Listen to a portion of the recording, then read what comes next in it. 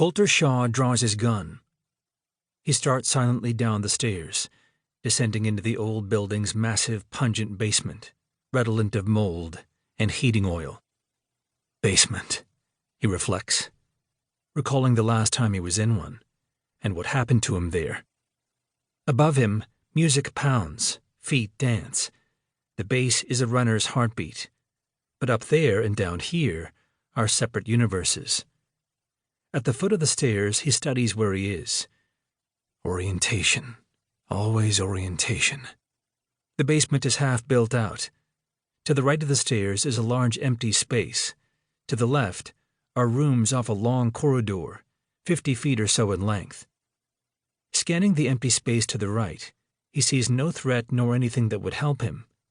He turns left and navigates toward the corridor past the boilers and stores of supplies, large packs of toilet paper, cans of Hormel chili, plastic water bottles, paper towels, Dixie paper plates, plastic utensils, a brick of 9mm ammunition.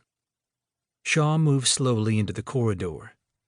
The first room on the right, the door open, is illuminated by cold overhead light and warmer flickering light. Remaining in shadows, he peers in quickly. An office, file cabinets, computers, a printer. Two bulky men sit at a table, watching a baseball game on a monitor. One leans back and takes the last beer from the six-pack sitting on a third chair. Shaw knows they're armed because he knows their profession, and such men are always armed. Shaw is not invisible, but the basement is dark, no overheads, and he's in a black jacket, jeans, and, since he's been motorcycling, boots. They're not as quiet as the echoes he usually wears, but the beat bleeding from the dance floor overhead dampens his footsteps.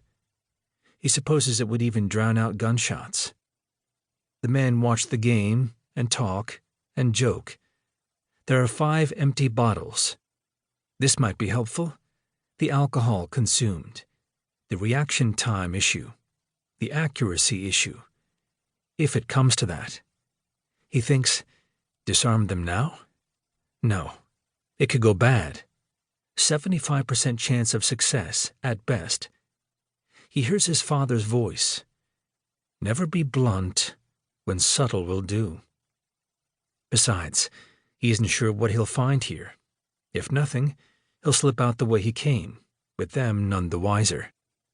He eases past the doorway, unseen, then pauses to give his eyes, momentarily dulled by the office lights, a chance to acclimate to the darkness. Then he moves on, checking each room. Most of the doors are open. Most of the rooms are dark. The music, the pounding of the dancing feet, are a two-edged sword. No one can hear him approach, but he's just as deaf. Someone could be in an empty room, having spotted him, waiting with a weapon. 30 feet. 40. Empty room. Empty room. He's approaching the end, where a second hallway jogs right. There'll be other rooms to search. How many more? The last room. This door is closed. Locked. He withdraws his locking blade knife and uses the edge near the tip to ease the deadbolt back into the tumbler.